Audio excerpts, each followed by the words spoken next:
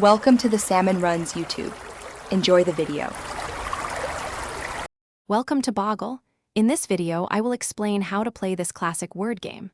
First, let's set up. You'll shake the letter cube grid vigorously to randomize the 16 dice.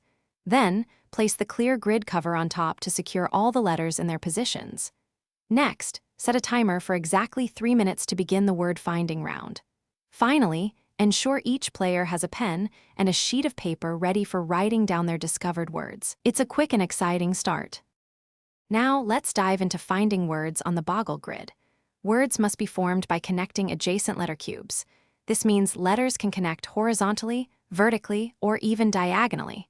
Remember, each individual letter cube can only be used once within a single word. Also, words must be at least 3 letters long to be considered valid. A helpful tip: the cube always counts as 2 letters, Q and U, making it easier to form longer words. Scoring in Boggle is straightforward but crucial. After the 3 minutes are up, players compare their word lists. Any words found by more than one player are duplicates and must be crossed out.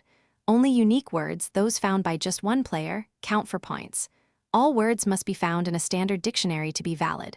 For scoring, 3- and 4-letter words are worth 1 point each. 5-letter words earn 2 points, and 6-letter words earn 3 points. Longer words yield even more. To continue with scoring, 7-letter words are worth 5 points, and any word with 8 or more letters earns a substantial 11 points. Once all unique words are scored, the player with the highest total score wins that round. You can play multiple rounds to determine an overall Boggle champion. For strategy, try to look for common prefixes and suffixes to extend shorter words you find. Always focus on finding those longer words, as they provide significantly more points and can quickly boost your score to victory. Thanks for watching. Consider subscribing if we helped you.